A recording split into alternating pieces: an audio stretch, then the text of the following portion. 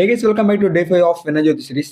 నేనైతే day 4 video upload చేయకుండా డైరెక్ట్గా డే 5 వీడియో అప్లోడ్ చేస్తున్నాను. అసలు ఏమైందంటే డే 3లో వచ్చేసి నేనైతే నాయనమూడు వెళ్ళే కదా, అక్కడ నిమజ్జనం అయ్యేసరికి మార్నింగ్ 3:50 అయితే అయిపోయింది.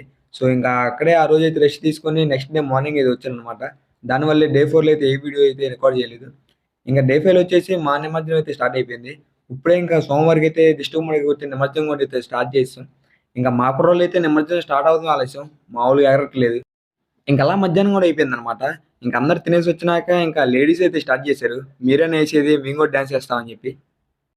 ఇంక చీరాల బీచ్‌లో నైట్ 7 అయిన తర్వాత నిమజ్జనం జెయ్యట్లేదని జెప్పి ఇంక మేమైతే స్టార్ట్ అయిపోతున్నాం. ఇప్పటికే టైం వచ్చేసి ఆల్‌మోస్ట్ 5 అయితే అయిపోతుంది. ఇంక లేట్ అయితే సాయంత్రం లేట్ అయిపోద్దని జెప్పి ఇంక మేమే స్టార్ట్ అయ్యి ఎళ్ళిపోయామనమాట.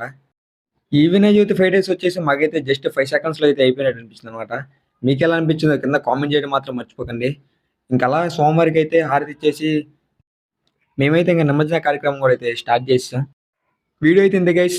వీడియో నచ్చితే లైక్, షేర్, సబ్స్క్రైబ్ చేయడం మాత్రం మర్చిపోకండి. మళ్ళీ నెక్స్ట్ వీడియోలో కలుద్దాం. అంతవరకు టేక్ కేర్. బాయ్.